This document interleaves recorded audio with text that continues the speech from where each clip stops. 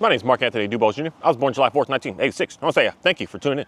So today, I want to talk about some dogs in a way of a comment that I got and my response to the comment, and then another response to the comment of my response, just not on that thread, but it's something that really got me thinking about the concept of rehoming dogs. Because I'm going to say something right now. I'm still stuck in my thinking patterns of everyone kind of, not say view it as me, but just everyone is out to try to help everybody. Then I realized that's really not true. And I really need to get myself out of that mindset, because there are some people out here that just want to see you just struggle, want you damaged, just want you down, want you just hurting and lack. Not everybody who just wants to see the best in you. And my response to that comment is me in my naive thinking of everyone wants to see the good in everybody. So we shouldn't shame each other for trying to rehome these dogs. It should just be, if you just can't handle it in a way, then maybe someone else can handle it that you just need some help with. Because that's like how I got my Dalmatian in reality. I'm kind of just keeping that story stuck in my head. The dog didn't have issues. She just didn't have, I'll say, the time. Unfortunate circumstances happened, had to move, had to downsize, had to just so much going on that it started to become just overwhelming. So then she's like, I need help. And then I came in and I was like, I want this dog, because I was looking for one. And then that specific scenario came in and I was like, I'd prefer to have one. I don't know what it is. I just don't really want a puppy, but I like a 5, 6, 7, 8-month-old dog. And it wasn't that there's anything said wrong with the dog. The dog wasn't biting people. The dog wasn't biting dogs. The dog was just a fine dog. And then I ended up with that dog. And this is the thing. This is the part that I believe it starts to get challenging. If the dog is not said fine, the dog is biting dogs, the dog is biting you, the dog is lunging and barking and going crazy on the leash, just switching dogs, because one would say, oh, my dog is reactive, so-called, and it's not working for me, so I need to find it a new home. And someone else can get that dog, and then they're going to be, so I take that dog. Like, granted, I wouldn't want to, because just my workload, I don't want to add a heavy workload on myself, but sometimes I just like to take a challenge in. But I've already done that so many times that I need to take a break from that for a little while. That I could bring in a dog that's just like biting dogs and biting people, and I would just work with the dog. And I would be able to get that dog from being non-reactive. Like, all of my dogs are that way. They don't do any of this stuff that I see everyone else's dogs do. And I would get that dog to be that way. But the problem happens here. That when that person that rehomed that dog decides, I'm ready for another dog now. Because that dog, this is the problem, if we put the blame on the dog. That dog was the problem. So if I just get another dog that's not said reactive, then I'll be good to go.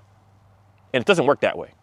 I don't know why I wasn't even thinking that way. Because I've seen this lots of times. Because my first questions that I ask people is, have you ever owned another dog?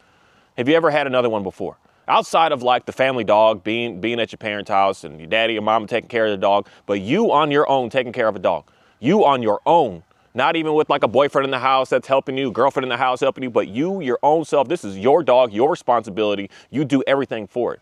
And most people that I speak to, well, because I live in a place where it's an older community here. We're all like 50 and above. And but most people are yes. So now I need to start asking like questions on like, what was that dog like? How was that dog? And you know what's crazy? I would hear the same stuff over and over again. There's maybe one case that it was different than this, but everyone says the same stuff. The problems that they had in that dog that they are having right now, they realized, yeah, actually, 20 years ago or 15 years ago or 10 years ago, my other dog, he did the same stuff. And you never really thought anything of it. And I never go down deep to like what happened to that dog. Most cases, they just dealt with it. Never walked it, never took it out, just let it die, died in the house 15 years later. In other cases, I don't know what everyone else would do, like maybe just take it to the shelter or whatever, but I don't go that deep. I don't want to push people's buttons too much. But the main thing is, if you have a so-called reactive dog, the next dog you get is going to be so-called reactive as well. It's not the dogs that are, because straight up, I could I like my dogs. I can't use them as tests. But me looking at a world in a sense of me trying not to see the best in people, I would purposely give you one of my dogs. that is like chill. My Dalmatian, that is like exceptionally neutral to the entire environment. And that's where like the girl that I got her from, she, like I saw videos when I was like trying to get her. Her and her other dogs, her dogs are just, they're nice. They're calm. They're good dogs. And her herself, man, she would be a phenomenal like a breeder to bring up good, sound, quality dogs. And I could give that dog to you. Your dog right now is reactive. I could give you her, and I will guarantee you, in a matter of months, that Dalmatian is going to be the same as the one that you have. Because I never go every time I walk, and it's something that I would like for people to start to pay attention to as well. When you see somebody with 2 dogs or 3 dogs walking, is there one dog that's chill and then the other one is reactive? Or do you see that both are barking and lunging, going crazy? All 3 are barking and lunging and going crazy. It's not the dog. It's us as humans that we need to change something to be able to make sure that the dog is not going to do that. This is the thing of, I guess I could say it's rehoming a dog because you just don't have the time. Not because it has said behavior issues. If it has issues, the next dog you get is going to have the same issues, if not 10 times worse. Because now you're going into it not worrying about working on habits of your own self, that the dog is good to go, that later on when the dog starts to become what your other one was, it's going to look crazy because you never dealt with the main core issue here. And that's something that's the part of the rehoming that can get dangerous, because then the dogs could become transactional type things. Oh, this one's not working for me. Just get rid of it. Let me get another one in. And you keep getting another one because a dog usually takes, it's on average, I hope you can't see that, but on average that I see, it's about like 6 months or so that the dog, you get the new dog and it doesn't do the stuff, such as like being anxious and all excited and irritable and stuff in the house. It hears a noise and it gets jumping, it gets bucking, it's crazy. Then you get a new dog that doesn't do that. About 6 months from now, that new dog is going to do that same stuff, exactly the same exact way. So then what could start happening is, well, this dog is also defective. 6 months, just get rid of it. And then you just keep doing that over and over and over and over and over and over and over again. That's where we as a human being can start to become very destructive. As opposed to it being, I have a nice dog, but I just don't have the time for it. I got this Aussie, and I got it because of how it looked. It was inappropriate of me knowing what my work schedule is, but I got it, and I'm in a jam now. But the dog is nice. The dog walks on leash, it hangs out, it's polite in the house, it's polite with people. That's the dog to rehome to someone else who has more time. That means that because the main thing is that next person that has more time is going to be able to give that dog what it needs, and it's not going to turn into this crazy absolute madness. But most cases, the crazy madness comes because we just don't want to put that effort in. And we can't just give up because we don't want to put that effort. You have to do that. That's the part where it's unfortunate. I don't know what the rules are and stuff with children, but we can't just give up on the kid. You can't have like an 8-year-old kid and just say, I don't want it no more. I don't know if that's possible or not. There may be a situation that you could do such a thing, but I don't believe that that's like just easy. There's like a shelter you could just drop them off in. Like, I believe we used to have like orphanages and stuff in places, but I don't want to go that deep because I've been researching some of that stuff and it's kind of questionable. I'm not 100% sure what was going on in that stuff, but I don't think you could just like, this kid's not working for me. I gotta go push it, shove it somewhere else. There's something wrong with it. It's a defect. And that's the thing that I hope that every parent out there understands this. It's not the kid, it's you. You are raising that child, and that child is because of what you're doing and not doing with that child. The same with these dang dogs. Whatever it is that you are doing and not doing with a dog, that's what you're going to end up getting. And some children require more work, more effort. And some dogs require more work, more effort. Some require less. Like for me, I have a mismatch because I have a dog that requires less that I don't have a need for. And he would be perfect to go to somebody. My Johnny, man. He'd be perfect. Family pet, just a big dog that would scare all the neighbors away. And he would just stand there and just be pretty like, I just want to sleep today. I just want to sunbathe today. I just want to go for a walk real quick. And I'm just going to lay down on the couch all day. So I have a mismatch because all my other dogs are like, let's go, let's go, let's go, let's go. Let's get stuff done. Let's make it happen. Let's get cruising. So I give him attitude a little bit where it's like, hey, man, but here's the thing. He did have issues. He did bark at other dogs. He did do all that crazy stuff. He did try to, he's too big to jump on people. So he doesn't jump. He doesn't get an opportunity to jump. He just can't. And he did do all that stuff, but I was able to work him through that. That's a perfect dog to rehome. Not saying, hey, my dog is reactive. My dog is jumping on people. My dog is biting people. My dog is biting dogs. I need to find a new place for this dog. And if you do rehome that dog, that's where you kind of need to be on like a no new dog list for several, maybe a decade, to just not get another one, because you're going to have the same thing in the end. And then that's the problem with why a breeder is needed, because we just keep dumping these dogs. And then you're like, I need a new one to start it over again. I need a new one to start it over again. And then you just keep flipping and flipping and flipping and flipping and going and going and going. Whereas the average person in your lifetime, if you just have a consistent one dog at a time, you should have like no more than 5 dogs in your life. Most folks today, man, you have 10 dogs within like not even 10 years, 5 years. And it's not because you're actually keeping all those dogs that entire time. It's because you're just giving up on them. You get one and give up on it, get one and give up on it, because it's not doing what it is that you want it to do. That's where it could get dangerous. That's where, for me, I'd say I don't want people to feel ashamed if you need to rehome the dog. But you would want that dog to be in a good place before, and knowing that you just can't keep up with it. If your dog this is the thing, your dog is a little crazy right now. It's on edge. You need to sacrifice your time right now to get that dog what it needs in a good place. If that means you need to start walking it 3 miles a day, you need to get a bike and start running it, you need to get a car and take it to a field and let it chase, you got to spend all that extra time to get that dog into that good place. And then when that dog is in that good place, you're like, this is a really nice dog now. You're going to look and say, can I actually maintain this for the next 12 years of my life? They're going to slow down a little bit when they get a little bit older. But can I put that effort in this? And if you're like, no, then you're going to find somebody that's like, man, I wish I had a hiking dog that I could take out for my 8-mile walks that I do, every other week, or that's usually rally enough for a lot of these dogs who go for a nice good walk once a week, every other week, and you see a pretty cool dog. And you want to link up with that person and then rehome that dog to that person. That's the way that we should be looking at it. I need to figure out how to get this here, because then you're going to get the next dog, and you're going to have the habits of knowing, I don't want that high-strung Aussie no more. I want to get me more of a chill, just hang out dog. There's some of these, what do you call them? King Charles Spaniels. I don't know, like Cocker Spaniel mixes or something. And like some of them that I've seen, they're just like super chill. They're more on the not work side, as the Cocker Spaniels are like high energy, let's go, go, go. But they're more on like they're more mellow. Then you're going to look for dogs like that. And you're going to be perfect with it, because you're going to know what it takes to get that dog what it needs to be able to work.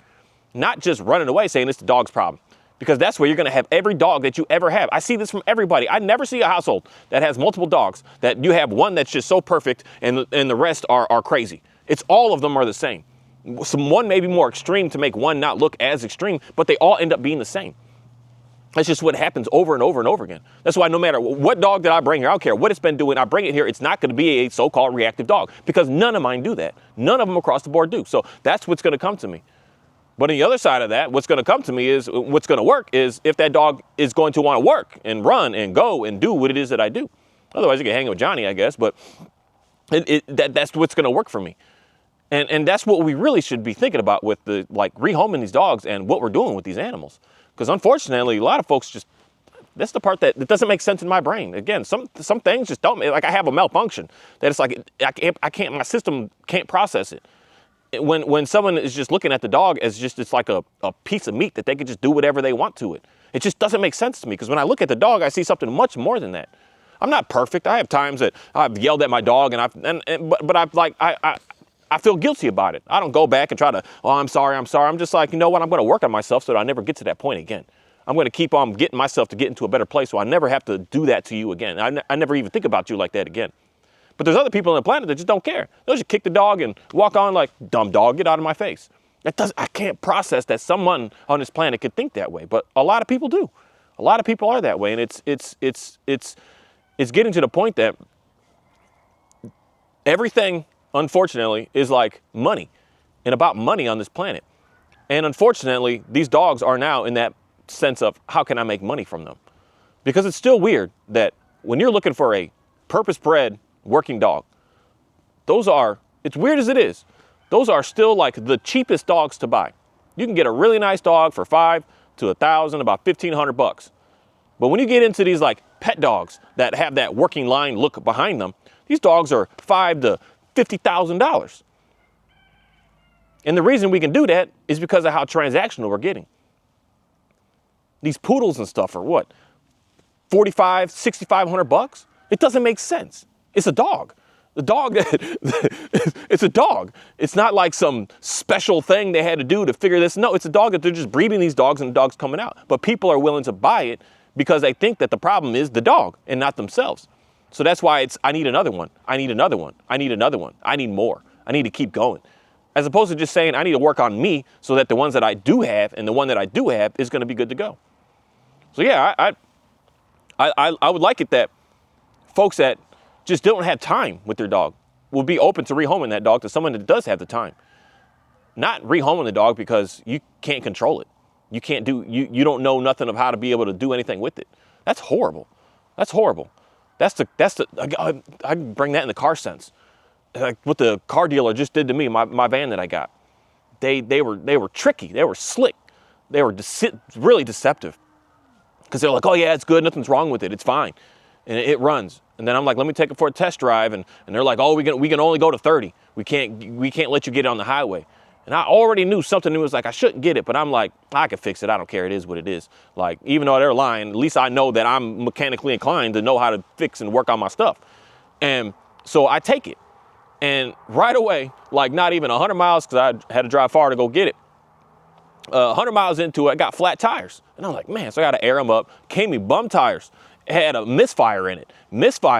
Had, what else was going on with it? One of the just so many things that just happened that it was just wrong.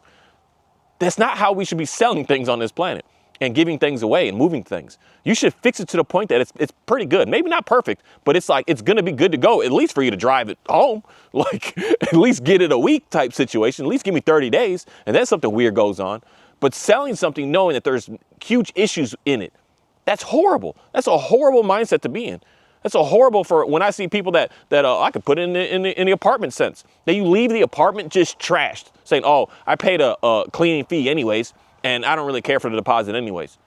That's a horrible way to live. You should clean that place up. You should fix every little thing that's wrong and make it to be way better than it was, but when you get rid of it, to give it to somebody else.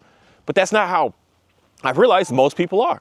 They're just like, I'll just destroy it and then I'll give it away. That's what's going on with the dogs. I'll just destroy it and then I'll put it in the shelter. I'll just destroy it and dump it off at a farm. I'll just destroy it and just leave it in the city. Just chain it to one story of the guy, he chained it. No, the worst one I heard so far recently is the guy that went to one of those electrical things that has like a nice 8-10 foot fence on it. And he threw the dog in there, threw some food in there. He literally just tossed the dog over the fence and dropped it in there. That's the kind of people that we have on this planet that it's weird to me is I try to act like they're not there, but they're there. They sure are there. And my brain just doesn't quite understand that. So it's very strange to me. But those are the people that they will sell you a broken car and tell you that everything's fine with it. They will sell you a house that's just busted up and tell you everything's fine with it. They will give you a dog that says, oh, he just, barks a little bit at dogs sometimes. Not knowing that dog goes savage mode. Insane so much that it's like, this is going to take a while. You're going to put in a lot of work to get this out of this dog right now. And I don't care. It's not an instant. I can't instantly get a dog and take it unless I have a dog with my dogs. But if I just take a dog by itself that has been doing some crazy stuff for years, it's going to take me a couple of months to get that dog to be able to, several months. I'm not going to put couple on that. Several months to get that dog to be sound where I could get it, go everywhere and anywhere. It's not just going to happen overnight. And that's a horrible thing to do to someone else. That's seeing the absolute worst in somebody, putting problems and struggles on people that shouldn't be there. That's the whole negative side that's inside of people that if you're like that, I can't deal with you. I can't talk to you. I can't hang out with you. I can't do nothing for you. But I already know that someone that's like that couldn't possibly listen to anything I have to say for more than 5 seconds. And if you do, you're one of those people that want to see me fail. And just keep watching, because you're not gonna find that. You're not gonna run into that. I got ways around doing whatever I need to do in whatever capacity. I'll get it done. I'll make it happen. I just have no choice. And it's something that is sad to me knowing how we are with these dogs today, that I've heard, you know, I'm kind of slowly, unfortunately, not even slowly, but more strongly, coming more to the realization of what was said to me once, of humans, they're just done. Stop even trying to work on them. Just help the dogs. The dogs are the thing that really need the assistance. People are stuck in their ways. They're stuck in the ways, they're stuck in the control, they're stuck in the manipulation, they're just stuck. So don't even worry about trying to do anything with them. Just move forward. And I would reject that and say, no, humans aren't that bad, they're pretty good. But the more stories and the more stuff I see, the more things I keep stumbling into, I realize, like, that may be true. That may be true. I was thinking the other day of just, I'm gonna go be a mountain man. I'm gonna grow the whole beard. I'm just gonna grow all the hair. Just go into the mountains, get like 2,500 dogs and just live out there, live off the land. We search and hunt and get everything all on our own and just live. Try to help the dog. Anyone that's like, I need help with this dog, I say, I'll take it. I'll take it. Because I can't, what's the point of putting so much time and energy into trying to help a human? When in the end, most cases, unfortunately, especially that I run into, they just want to use me and take something from me without it being in a way of trying to help, but just trying to destroy.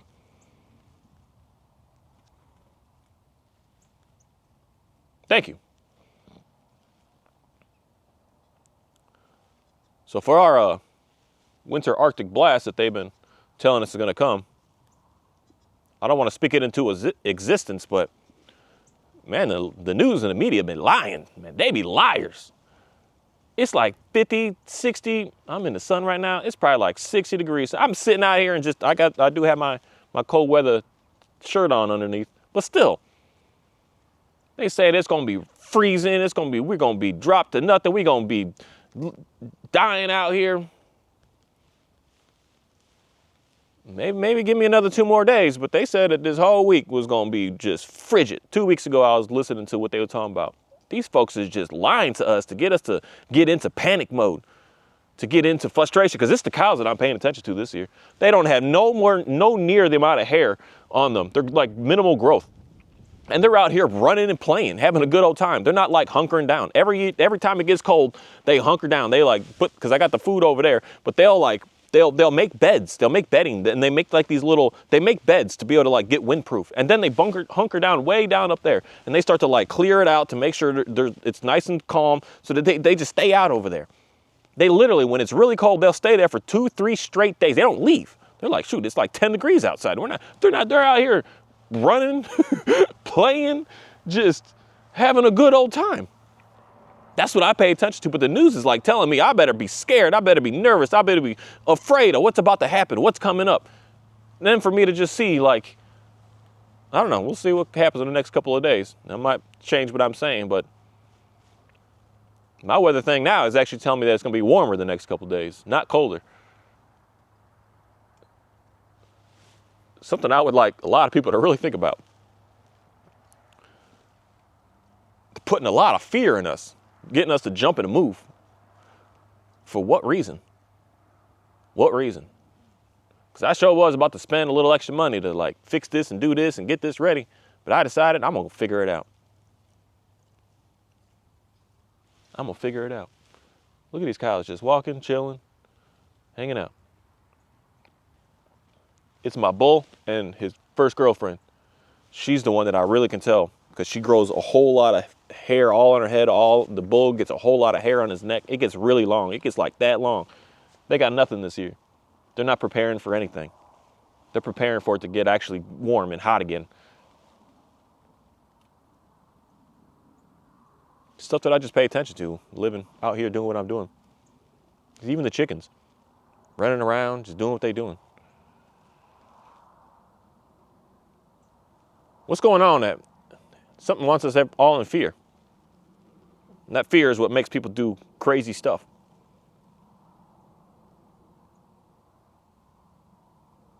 I don't know, it's just weird.